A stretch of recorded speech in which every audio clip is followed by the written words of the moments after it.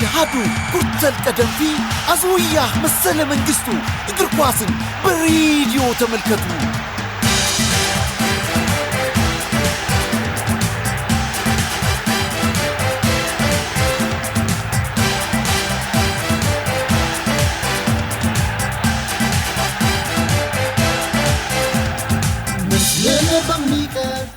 ተመልሰን መተናል። ጣቢያው ተወዳጁ ብስራት ኤፍኤም 101.1 በቅሎቤ ከሚገኘው ዘመናዊ ማሰራጫ ጣቢያችን እጅግ ባማረ ሁኔታ የ2024-25 የእንግሊዝ ፕሪሚየር ሊግን የማጠቃለያ የመጨረሻ ሳምንት ጨዋታ 20 ቡድኖች በ10 ስታዲየም ተከፍለው የሚያደርጉት ጨዋታ ከጥቂት ደቂቃዎች በኋላ በቀጥታ ስርጭት ወደ እናንተ መድረሱን ይጀምራሉ።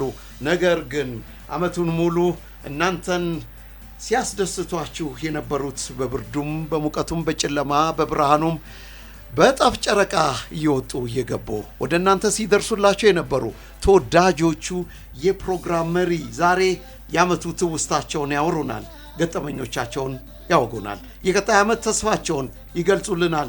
ይህን ተከትሎ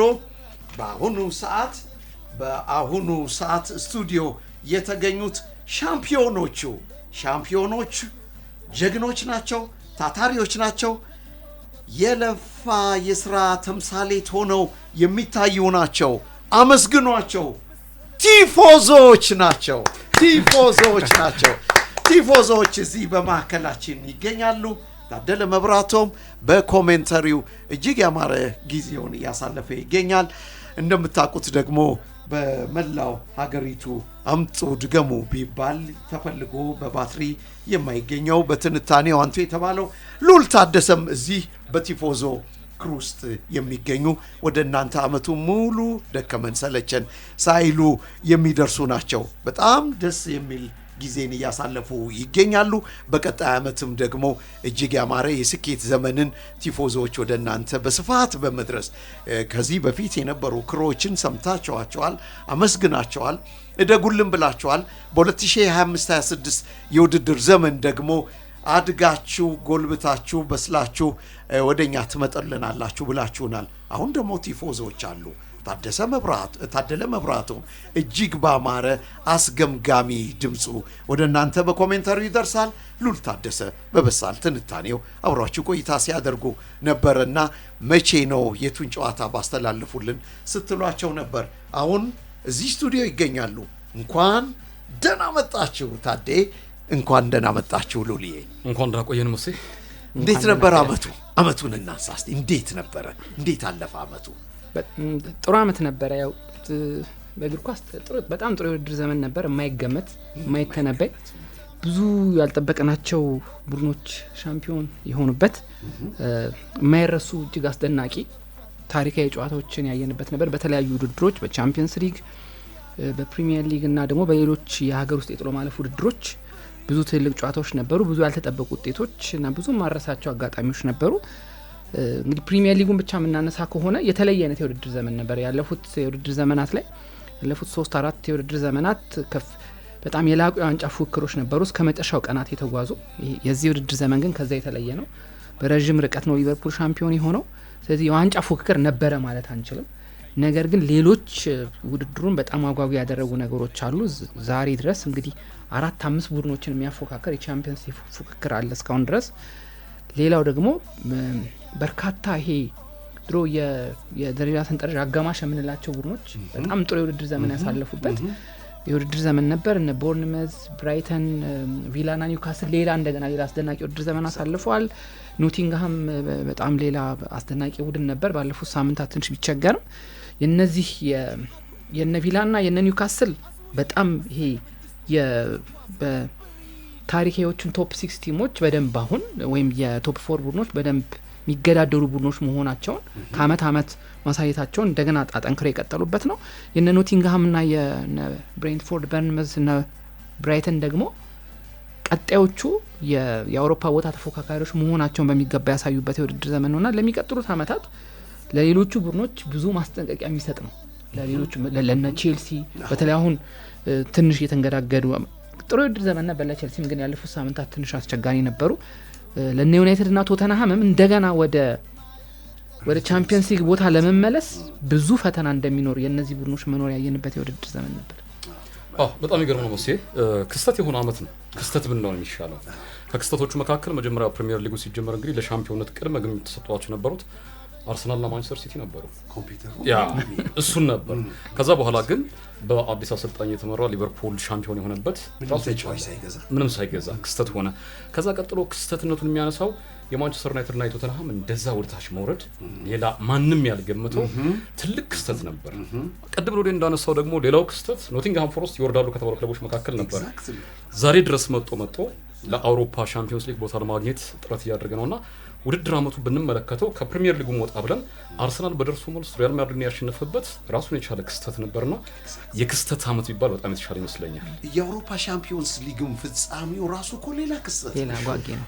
ኢንተር ሚላን የ37 አመት ተጫዋች የ35 አመት ተጫዋች እነ ሚኪቴሪያንን ይዘህ ወደ ካታላን ተጉዘህ በ33ኛው ሰከንድ ላይ ቀድመ ጎል አግብተህ 2-0 መርተህ ባርሴሎና ከዛ 3-3 ወጥቶ እንደገና የመልሱ ጨዋታ በእውነት እግር ኳስን ለሚወዱ ሰዎች ባርሴሎናን አርሰን ቅድም ታዲየም እንዳለው ደግሞ ማድሪድ ድረስ ሄደህ ቤርናባው ላይ አሸንፎ መውጣት እዚህም እንደገና ኤሚሬትስ ላይ ሪያል ማድሪድ በነገሰበት ዙፋኑን ዘውዱን በደፋበት የአውሮፓ ሻምፒዮንስ ሊግ 15 ጊዜ ዋንጫ ያነሳበትን ክብሩን ያጣው ሞገሱ የተገፈፈበትን ትዕይንት አይተናል እና አመቱ ከባድ ነው።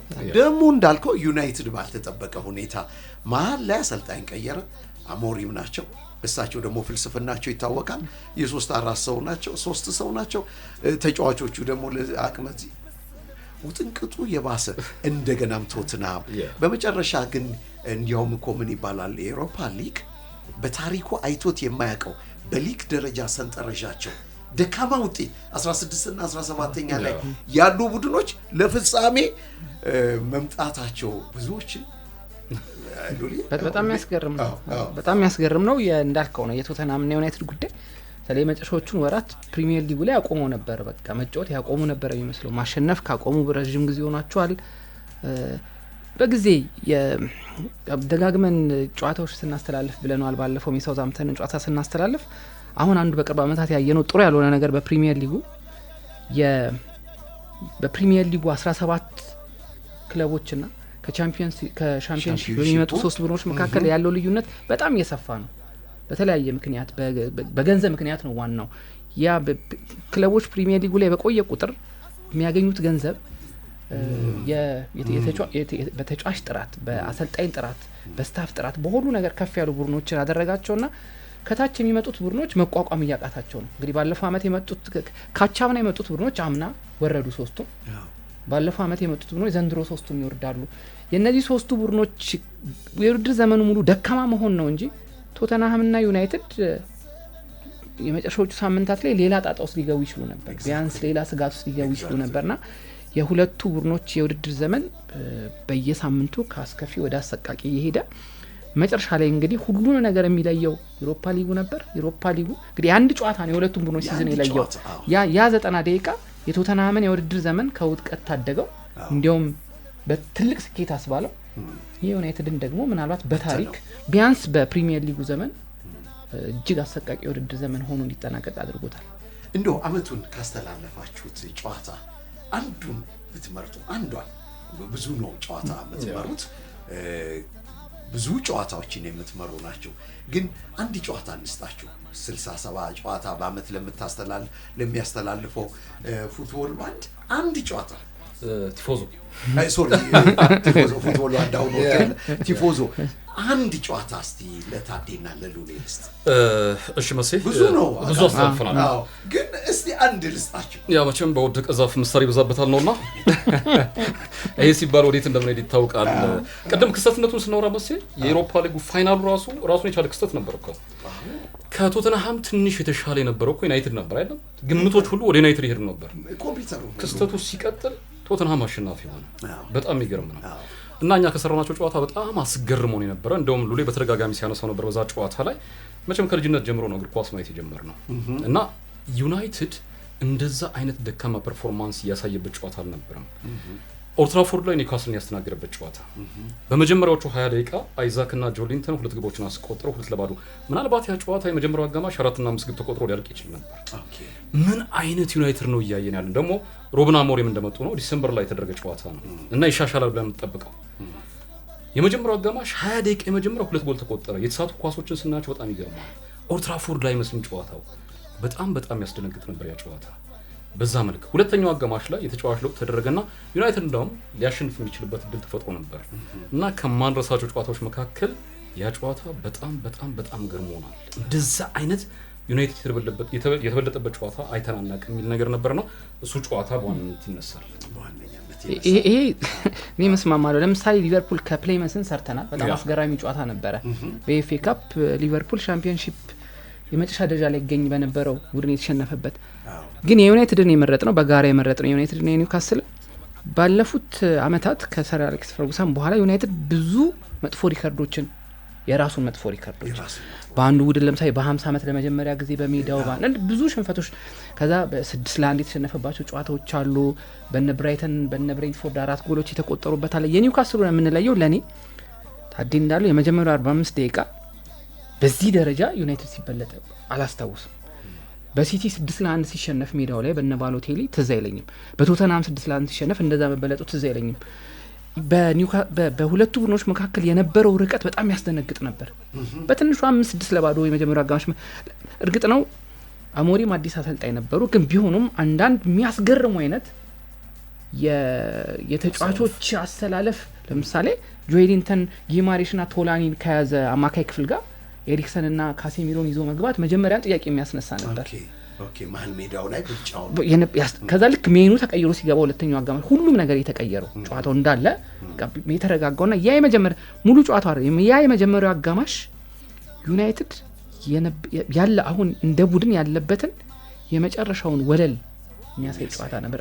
እንጃ ከዛ የከፋ ፐርፎርማንስ ውጤቱ በጣም ዝቅተኛ 2-2 ግን ፐርፎርማንስ በጣም ያስደነግጥ ነበር። ኒውካስል ደግሞ ያ በጣም ጥሩ የነበሩበት ሳምንታት ነበሩና የኒውካስልም እድገት በደንብ እንደሚፈልገው እየቀጠለ መሆኑን ያየንበት ጨዋታ ነበር። መስጊድ አንድ ነገር ለመጨመር ያክል መቼም እግር ኳስ የክስተት ጨዋታ ነው። ለዛም ነው መሰለኝ ምን ወደ ይሆናል ያልከው ሜዳ ላይ ሳይፈጠር ይቀራል። በወረቀት ምን መለከታቸው ነገሮች የሆነ ግምት እንድንሰጥ ያደርገናል። ከዛ ሜዳ ላይ መሬት ላይ የሚደረገው ነገር ደግሞ ግምትክን ያፋልሰዋል። ለዛም ነው በብዛት አቋም አድርጆች ያሉት የሚሆኑ ነገር ስለማይታወቅ ማለት ነው። ያ እና በጣም የገረመን ኤፍኤ ካፕ አራተኛ ዙር ጨዋታ እየሰራ ነበር ሊቨርፑል ከፕሊማውዝ። ያን ጨዋታ ምናልባት ሊቨርፑል በ4-5 ጎል ልዩነት ያሸንፋል ብለን የምንጠብቀው ጨዋታ ነው። ፕሊማውዝ አሸነፈ 1-0። በዛን ሰዓት ፕሊማውዞች 24ኛ ደረጃ ሻምፒዮንሺፕ ላይ ወራጅ ቀጠና የመጨረሻው ናቸው። አሁንም አልተረፉም፣ አሸነፉት ሊቨርፑልን። ያኔ ሊቨርፑል ለ4 ዋንጫ የተጫወተ ነው። የቻምፒዮንስ ሊጉ የደረጃ ሰንጠረዥ መሪ ነው። ፕሪሚየር ሊጉ ላይ መሪ ነው። ካራባኦ ካፕ ለፋይናል እየደረሰ ነው። በጣም የሚገርም ጊዜ እያሳለፈ ነው። 40 የደረጃ ሰንጠረዡ እንደውም መርጃ አድርገን እያየነው ነበር። 44ኛ ደረጃ ላይ የሚገኘው ፕሊማውዝ ሊቨርፑልን አሸንፎታል። በጣም የሚገርም ነበር። ከዛ ጨዋታ ላይ በጣም የገረመን ሙስሊች ይባላሉ አሰልጣኙ ፕሊማውዝ። ቦስኒያ ላይ በ9 ዓመታቸው የጂኖሳይድ አምልጦ ነው የመጡት። ወደ ኦስትሪያ ሌሊት 700 ኪሎ ሜትር ተጉዘው ነው ኦስትሪያ የደረሱት።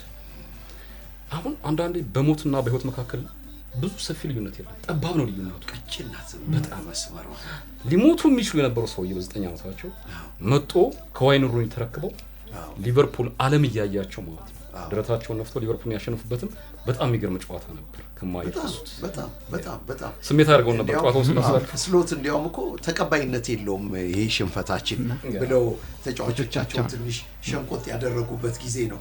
ደስ የሚል ቆይታ ያደረጋችሁ ነው። ደስ ብሎኛል። ታዴ ደስ ብሎኛል። ሉሌ አብራችሁን ስላላችሁ በቀጣዩ ዓመት ደግሞ ሰፊ እቅድ እንደያዛችሁ እርግጠኛ ነኝ። ግን ከዛ በፊት እንግዲህ ሊቨርፑሎችንም አይተናል። ዩናይትድም ዝቅ ያለበትን፣ ኒውካስል ደግሞ በተወሰነ ጊዜ በከፍታ የበረረበትን፣ የኑኖ ስፒሪቶ ሳንቶ ኖቲንግሃሞች ደግሞ ሳይገመቱ አንደርዶግ ሆነው አሁን እኮ ቶፕ ይሆናሉ። አንደር የነበረው ወደ ላይ የሚመጡበትን አየን። 11 ተጫዋች አሁን አንድ ጨዋታ ነው የመረጥነው። 11 ተጫዋቾች እስቲ ከፕሪሚየር ሊጉ በፎርሜሽን በአሰልጣኝ ከፍለን እናውጣ እስቲ። የጋራ እንግዲህ የጋራ ነው የኔና ታዲ የጋራ ነው። እንግዲህ ተስማማንባቸው። አንዳንድ የሚያከራክሩ አሉ፣ ግን ከግብ ጠባቂ ልጀምር። ግብ ጠባቂ ማሴልስ ነው። የኖቲንግሃም ግብ ጠባቂ በጣም ጥሩ የውድድር ዘመን አሳልፏል። ቡድኑ በጣም ጥቂት ጎሎች ከሚቆጠሩባቸው ቡድኖች መካከል አንዱ ነው።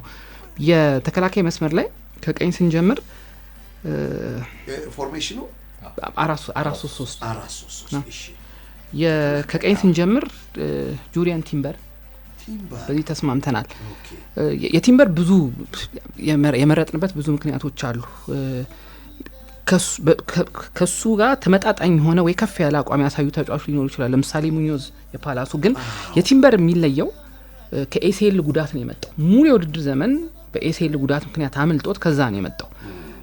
ብዙ ተጫዋቾች ከኤሲኤል ከመጡ በኋላ ወራት ይፈጅባቸዋል። እንዲያውም ምንድነው የሚባለው በተለምዶ አንድ ተጫዋች ከጉዳት መልስ ወደ ቀደመ አቋሙ ለመመለስ በጉዳት የራቀበትን ያክል ጊዜ ይፈጅበታል ይባል ተለምዷል። ለ6 ወር ከሜዳ የራቀ ተጫዋች ወደ ሙሉ ስልነቱ ለመመለስ 6 ወር ያስፈልጓል። ያረፈበትን ያክል ያስፈልጓል። ከጉዳቱ በሚያገግሞ ሜዳ ውስጥ ጨዋታዎችን አግኝቶ ወደዛ ስልነት ይሄ በአእምሮም በአካልም በደንብ ሻርፕ ለመሆን የቲምበር የሚያስገርም ነበር። በውድድር ዘመኑ በአርሰናል ብዙ ጨዋታ ካደረጉ ተጫዋቾች መካከል አንዱ ነው። በጣም በብዙ ጨዋታዎች ከጉዳት ጋር እየታገለ ከሌሎች ከትንሽ የጉዳቶች ጋር በብዙ ጨዋታዎች ተቀይሮ ሲወጣ ተመልክተናል። እየተጎዳ እንደገና የሚቀጥሉ ጨዋታዎች ላይ ይገባል። እዛ በጣም ኮንሲስተንት ነበረ። እንግዲህ የዓለማችን 2 ምናልባት ምርጦቹ ተጫዋቾች ከዚያ ጨዋታ በፊት ቪኒሺየስ እና ምባፔ ነበሩ። እንዴት ከነዚህ 2 ተጫዋቾች ከግራ ሲነሱ በተለይ ቪኒሺየስን እንዴት አቆሙ እንደወጣ እናስታውሳለን። በውድድር ዘመኑ የተቸገረባቸው ጨዋታዎች እጅግ ጥቂት ናቸው። ምናልባት ከፓሪስ ሰን ጀርመን ጋር ኤምሬትስ ላይ ከክቫራትስኬሊያ ጋር የነበረውን ፍልሚያ ብቻ ይመስለኛል የተሸነፈው፣ እሱም የመጀመሪያው አጋማሽ ላይ። ከዛ ውጪ ቲምበር በውድድር ዘመኑ ሁሉ በጣም ይሄ ወጥ ነበር። በቴክኒክ በጣም የላቀ ነው። ከዛ ደግሞ እዛ መስመር ላይ የምናውቀው የዋይት ኦዴጋርድና ሳካ ይሄ አንድ ጥምረት አለ። ያ ጥምረት ተሰብሮ ነበረ። ሳካ የለም፣ ኦዴጋርድ እንግዲህ ያንንም ጥምረት እሱ ለመልመድ እየሞከረ ነበርና በሁሉ ረገድ በጣም ጥሩ የውድድር ዘመን ነበረው። ስለ ቫንዳይክ ምንም ማለት አንችልም። ቀጣዩ ቫንዳይክ ነው ለኔ። እንዲያውም ይሄ ጠንካራ አስተያየት ሊመስል ይችላል። ቫንዳይክ ሊቨርፑልን ከተቀላቀለበት ጊዜ ጀምሮ ለኔ የሊቨርፑል እጅግ አስፈላጊው ተጫዋች ቫንዳይክ ነው ከሳላም በላይ። ያለ ቫንዳይክ ሊቨርፑልን ማሰብ የረዣዥም ኳሶች የማቀበል ሮጦ የመቀማት አየር ላይ ኳሶችን የማሸነፍ ጉዳይ ብቻ አይደለም። የቫንዳይክን መሪነት ሊቨርፑል ከማንም ሊያገኘው አይችልም። በጣም የተለየ መሪ ነው። በእያንዳንዷ ሰከንድ ላይ ሁሌ ከሚያወራ ሁሌ ኮሚኒኬት የሚያደርግ ሁሌ የቡድኑ ቅርጹን ጠብቆ እንዲሄድ የሚያደርግ አይነት ተጫዋች ነውና እሱ መቼም የሚገርም አይደለም። በግራ የመሀል ተከላካይ ስፍራ ሚሊንኮቪች የኖቲንግሃሙ ሌላ በጣም ጥሩ የውድድር ዘመን ያሳለፈ ተጫዋች ነው። ግራ ተከላካይ ላይ የቦርንመዙ ኬርኬዥ በሊቨርፑል እጅግ የሚፈለግ ወደፊት ሄዱ ሲያጠቃ በጣም ማራኪ ይሄ በጣም ዲተርሚንድ የሆነ ተጫዋች ነው። ጉልበተኛ ነው፣ ፈጣን ነው፣ ታጋይ ነው፣ ማጥቃት ይችላል። የድሮ አይነት ሮበርትሰን ከጥቂት ዓመታት በፊት የነበረው ሮበርትሰን ማስታወስ እንችላለን አይደል? እሱን የሚመስል አይነት ተጫዋች ነው። 21 አመቱ ነው። በጣም ነው የሚያስገርም ያንጋራዊ ገና ከፊቱ ብሩህ ጊዜያቶች ያሉ ስቦዘን ያሳመነው ይባላል። አንጋሪ ብሔራዊ ቡድን አምበል ነው እኮ ሰዎች ላይ ልክ ነህ መተማመን ይችላል። ኦኬ አማካይ ክፍል ላይ ግራቬንቤር፣ ብሩኖ ጊማሬሽ እና ሞርጋን ጊብስ ዋይትን የመረጥ ነው። ብሩኖ ጊማሬሽ፣ ግራቬንቤር እና ግራቬንቤር ምናልባት የውድድር ዘመኑ ክስተት ነው። ምንም የሚያጠራጥር ነገር እሱ ነው የሚያስገርመው። በጣም የሚያስገርም ነው። ማንም አልጠበቀውም። 6 ቁጥር ያለፈው የውድድር ዘመን የቡድኑ 6 ቁጥር ኤንዶ ነበር። ግን ለረጅም ጊዜ ቡድኑ ይፈልግ ነበር። ከፋቢኖ መውጣት በኋላ ዙቢሜንዲ ማግኘት አልቻሉም። ስለዚህ የውድድር ዘመኑን ማንም ሰው አልጠበቀም። ግራቬንቤር እሱ ገብቶ የራሱ አድርጎታል። በማካሊስተና ጊማሬሽ መካከል ትንሽ ክርክር አድርገናል። መጨረሻ እንግዲህ በጊማሬሽ ተስማምተናል። ሌላው ጊብስ ዋይት ነው። ለኖቲንጋም በጣም ድንቅ ነበር። ከፊት ሞሳላ፣ ኢዛክ እና እምቦሞ ብሬንትፎርድ ካሜሩን በጣም አስደናቂ ውድድር ዘመን የነበረው እና እምቦሞ ይሄ ልጅ ምናልባት በዚህ ላይ የሚያስቆጥራቸው ጎሎች ደብል ዲጂት ውስጥ እኮ ነው። ወደ 19 ምናምን ጎሎች ይገርመው ደግሞ ቶኒን ባጡበት የውድድር ዘመን ቶኒ ወደ ሳውዲ ሸኝተው ማንም ቶኒን አላስታወሰውም በዚህ ውድድር ዘመን በእምቦሞ ምክንያት። ኤግዛክትሊ ባለፉት ሳምንታት ዊሳ በጣም አስደናቂ ሆኗል፣ ግን የውድድር ዘመኑም ጥሩ ነበር። የእምቦሞ ግን በጣም የተለየ አሲስቶችን የሚያገኘው ከእምቦሞ እኮ ነው። አሁን ዊሳ አሲስቶችን በጣም ይገርማል። የእምቦሞ ይናበባሉ። እነዚህ ሁለት አፍሪካን ተጫዋቾች በምዕራብ ለንደኑ ብሬንፎርድ ደማቅ ጊዜን እያሳለፉ ነው። ኤንድ ፈጣን ጎሎችን ነው የሚያስቆጥሩ። ፕሪሚየር ሊጉ የዳኛ ፊሽካ ይመታል 37ኛው ሰከንድ ላይ ጎል ነው ወይ ዊሳ ነው ወይ እምቦሞ ነው። እኔ በእውነት አሰልጣኝ ማን ናርክ? አንኒ ስሎት ምክትል ኑኖ ስፒሪቶ ሳንቶ ምንም እንኳን ባለቤቱ ቢጮህባቸው ላለመውረድ ይጫወት የነበረን ቡድን ለቻምፒየንስ ሊግ ቦታ እስከ 38ኛው ሳምንት ድረስ ማፎካከር ችሏል። የመግባት እድላቸው ዝቅተኛ ነው፣ ግን ይሄንን ክብር ልናሳጣቸው ተጠባባቂዎችን እንግለጽላቸው በፍጥነት። እሺ ዳቪድ ራያ ግብ ጠባቂ። ኦኬ ሁለቱም ደግሞ ማትሴልስ እና ራያ 13 ክሊንሺት ዛሬ ነው ጎልደን ግላቡን ለመውሰድ ዛሬ ነው ያላቸው እድል። ኦኬ ራያ ሙኞዝ፣ እሺ ጋብሪኤል በመጨረሻዎቹ ሳምንታት ላይ ቢጎዳም በጣም ጥሩ ውድድር ዘመን ነበረው። በጣም ራሱ ሳሊባ ከጋብሪኤል ጋርና ከጋብሪኤል ውጪ ሁለት አይነት ሰው ሆኖ ለኔ በጥራት ሳሊባ ይበልጣል፣ ግን የዚህ ውድድር ዘመን ምርጡ የአርሰናል ተከላካይ ጋብሪኤል ነበር። ይሄን ማምነው ራያ ጋብሪኤል ብለናል። ካይሴዶ በጣም ጥሩ ነበር። ይሄ ልጅ ቼልሲ አቋም ዋዥ ካልሆነ በስተቀር በእውነት ልዩ ተጫዋች ልዩ ጊዜ በጣም ድንቅ ነበር። ዋጋው እንዳልከበደው ፕራይስ ታጉ እንዳልከበደው የተለጠፈበት ዋጋ ያሳየበት ብቃት ነው ያየነው። አንዳንዶች እንደውም ካሳየው ብቃት አንፃር እኮ ተጠባባቂ ላለማድረግ ራይት ባክ ሁሉ አድርገው ያሰልፉታል። ምርጥ 11 ውስጥ ለማስገባት ነው። በጣም የሚገርም ነው። ታንኪዩ ይሄ ልጅ ከማጣት እየገባ ወደ መሀል እየተሳበ ባዶውን ቦታ በጎደለ እየሸፈነ ሪሊ ግብ ጠባቂም ሊያደርጉት ይችላሉ። በጣም ጎበዝ ታጋይ ተጫዋች ነው። ማካሊስተር፣ ኩኛና ክሪስ ውድ የቀሩት። ኩኛ ጥሩ ጊዜ ነው እያሳለፈ ያለው በወልቨርሃምፕተን ወንደረርስ ጥሩ ጊዜን አሳለፈ። ግን ደግሞ ምናልባት ዩናይትዶች 62 ሚሊዮን የመውጫ እንትኑን ለመክፈል ሀሳብ አላቸው ይባላል።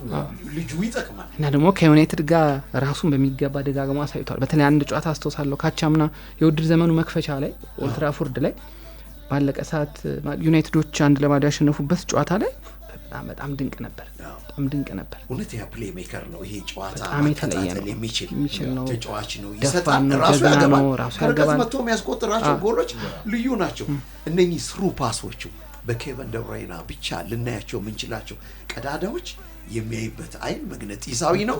ስለዚህ እነኚህን ተጠባባቂ ያደረግን ደስ የሚል ቆይታ ነው። ግን አንድ ጥያቄ አለን። ኬኩን ከመቁረሳችን በፊት 11ዱን አወጣን ድሪም ቲማችንን። በቀጣዩ ዓመት ምን እንጠብቅ? በቀጣዩ ዓመት ቲፎዞች 2024-25ን ደስ የሚል የእግር ኳስ ቆይታ ዓለም እንደተመለከተ ሁሉ እናንተም በዚህ በተወዳጁ ጣቢያ በብስራት ኤፍኤም 101.1 በመላው ዓለም እንደደረሳችሁት ሁሉ ቀጣዩን ዓመት በምን አይነት አቀራረብ ፕሮግራም ተከታታዮቻችሁን እናስደምም? ጥሩ ጊዜ ነበር ያሳለፍነው። ማሰይ ከጊዜ ልምድ እያዳበርንበት ነው። መቼም እግር ኳስን በሬዲዮ ተመልከቱ መዝናኛ ነው፣ የፋብሪካ ስራም አይደለም። መዝናኛ ተዝናንተ ማዝናናት ነው እና በየጨዋታው የሚገርሙ ስሜት የሚያደርጉ ጨዋታዎች አሉ። እንደ አጋጣሚ ሆኖ እንደው ምን ገጠመኛላችሁ የሚለው ነገርም አለ። ታንኪዩ ይሻሉ። ምን ገጠመኛለ? የተለየ ገጠመኝ የለንም፣ ግን ደግሞ የምንገባባቸው ጨዋታዎች አብዛኞቹ ማለት ይቻላል ለፕሬዲክሽን በጣም ቀላል ናቸው ለመተንበይ። ይሄ ጨዋታ እንደዚህ ይሆናል የምትላቸው ነገሮች ወረቀት ላይ ግን ጨዋታው ከገባን በኋላ የሚያጋጥመን ነገር በጣም ይገርመን ነበር። በቃ ያልጠበቁ ውጤቶችን መዘግባሉ። በጣም ትዝናናበታለህ እና ይበልጥ እንዴት ነው አድማጮች የምናዝናናቸው የሚለው ነገር በጣም መሰረታዊ ነገር ነው።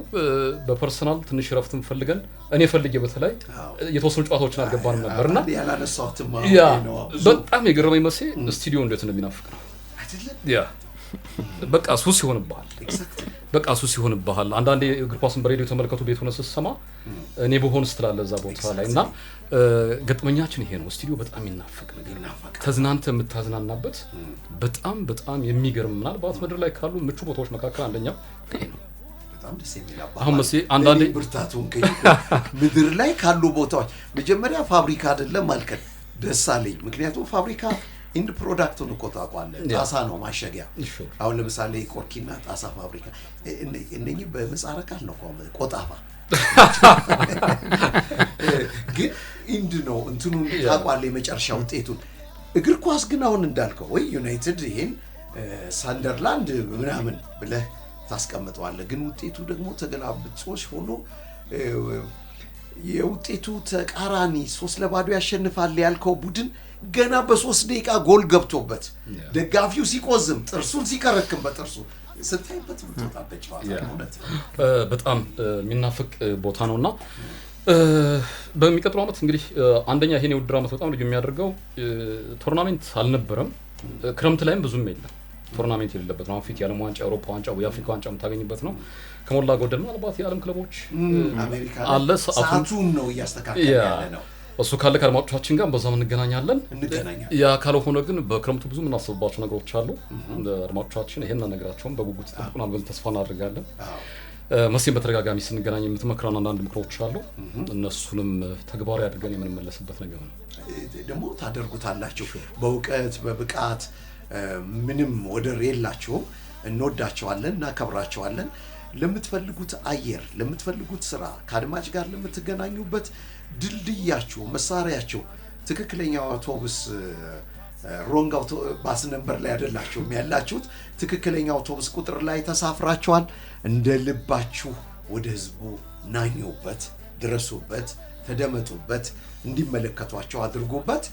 በቀጣይ ዓመት በግልም ተነጋግረናል። የተሻሉ ስራዎችን ይዛችሁልን እንደምትቀርቡ እርግጥ ነው፣ እምነት ነው። ግን ደግሞ እግር ኳስን ከስቱዲዮ ማስተላለፍ ሱስ ነው፣ ሀብት አይደለም፣ ገንዘብ አይደለም፣ ወይም ሌላ ነገሮችን የሚያመጣልን ጎትቶ አይደለም። ሱስ ነው። ይሄን ሱስ በእውነት እኔም እጋራዋለሁ። ይሄንን ነገር በተለያየ አንዳንዴ ይደክማል። አሁን ከ8 ሰዓት የጀመርን ቁጭ ብለን ማታ 4 ሰዓት እንወጣለን። ሊሰለች ይችላል፣ ግን ደግሞ አናገኘውም። ይሄን በአመት አንዴ የምናገኛትን እድል አሳልፈን አንሰጥም። ታዲያ ደስ ብሎናል። አስደስታችሁታል፣ ህዝቡን አንጫጭታችሁታል። የማናቀውን ነገር እንድናቀረርታችሁናል። የእናንተ ጋር አብሮ መስራት በመቻላችን ጣቢያው ራሱ እንደ ጣቢያ እኔም በግለሰብ በጣም ተደስተኛ ነኝ። መልካም የውድድር ዓመት ይሁን። 2025-26ን በናፍቆት እንጠብቃለን። ታዲያ ወደ መጨረሻው ላይ ባልከው ምናልባት የዓለም የክለቦች ውድድር በአሜሪካ ይከናወናል። ይሄ ሰዓት ለዓለም ህዝብ እኩል እንዲጣጣም ተደርጎ ከተሰራ እና እኛ ሰዓቱ በሬዲዮ ሰዓታችን ላይ የሚጣጣምልን ከሆነ በትክክል ያው ሁል ጊዜ ይሄ ፕላኔት መሬት የምትባለዋ ፕላኔት የምትሰጠንን ጨዋታ በሙሉ ለመላው የኢትዮጵያ ህዝብ በቀጥታ ስርጭት እናስተላልፋለን። የ2024-25 ማውቂያ ኬክ ግን ምስጋናችን እሺ እንመሰጋገን ምስጋና አለን። ስፖንሰሮች ዘመን የባህል ሕክምና ማዕከል በጣም እናመሰግናለን። ከኛ ጋር ነው ያለው። እንደውም ከኛም ጋር ደስተኛ ስለነበሩ ወደ 433 ሁሉ ሄዱበት አጋጣሚ አለና ከኛ ጋር የመስራት ፍላጎታቸው በጣም ደስ ይላል። እነሱን እናመሰግናለን። አድማጮች ሁሌም ከኛ ጋር ናቸው። አንዳንድ ጨዋታዎች 8 ሰዓት የሚያልቁ ጨዋታዎች አሉ። ለሊት እንቅልፍ እንኳን እያዳፋቸው ተተናችሁ አንተኛ የሚል ቃል ሁሉ የሚገቡ አሉ። አንዳንዴ መቼም 8 ሰዓት ድረስ የምትሄድበት ኤክስትራ ታይም ስትገባ ነው አንዳንዴ ጥሎ ማለፍ ሲሆኑ ምናምን አድማጮችን ከልብ እናመሰግናለን። ሁሌም ከጎናችን ነው ያሉት። ከዛ ባለፈ ግን መሴ በጣም ነው እናመሰግነው። ሁሌም ከጎናችን እውነት ለመናገር 6-7 ክሩ ደስተኛ አድርጎ መምራት በጣም ከባድ እንደሆነ ይገባኛል። ይሄን 7-8 ክሩ ደስተኛ አድርገህ ለመምራት የምታደርግባቸው ጥረቶች አንዳንዴ ስቃይ ክርም አየዋለሁ። እሱ ነገር ከባድ እንደሚሆን በጣም ይሰማኛልና እንደ አባት ሆነህ እየመከርክ ይሄ ሁሉ ሰው አሁን እስካሁን ሲገባ የነበረው ሰው አየር ላይ ስለሆነ ብቻ ሳይሆን ደስተኛ ስሜታቸው ነው ሲገልጹ ነበር እና ይሄን ማኔጅ የምታደርግበት መንገድ በጣም ደስ ይላል። በግልም ስታገኘን አንዳንዴ ከፍትፎቱ ፊቱ ነው አለ ኤግዛክትሊ መንገድ ላይ እንኳን ስታገኝ መኪና ቆመህ ይዘን ትወጣ ነው።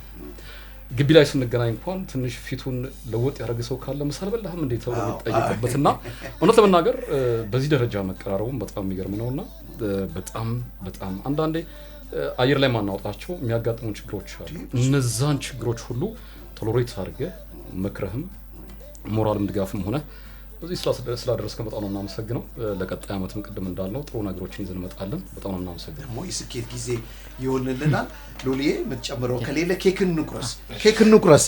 ኬካችንን እንቆርሳለን። 2024-25 የውድድር አመት ቢላውን ሼር እናድርገው። መልካም የውድድር አመት መድኃኒዓለም አስጀምሮ በሰላም አስጨርሶናል። በቀጣዩ ደግሞ 2020 ነው ዜሮ 20 ሲሆን ደግሞ ሊቨርፑል ነው አንተ ሊቨርፑል እና መልካም የውድድር ዘመን አሳልፈናል። 2025-26 መጪው አመት ደግሞ ለቲፎዞች የስኬት እንዲሆንላቸው ከልብ እንመኛለን። ጣቢያው የሚፈልጉትን ሁሉ ያደርጋል። እናንተ ደግሞ አየሩ ላይ ከፍ ብላችሁ ከ37,000 ጫማ በላይ እንድትበሩልን ከልብ እንመኛለን። መልካም የሥራ ዘመን ይሁን ብለናል።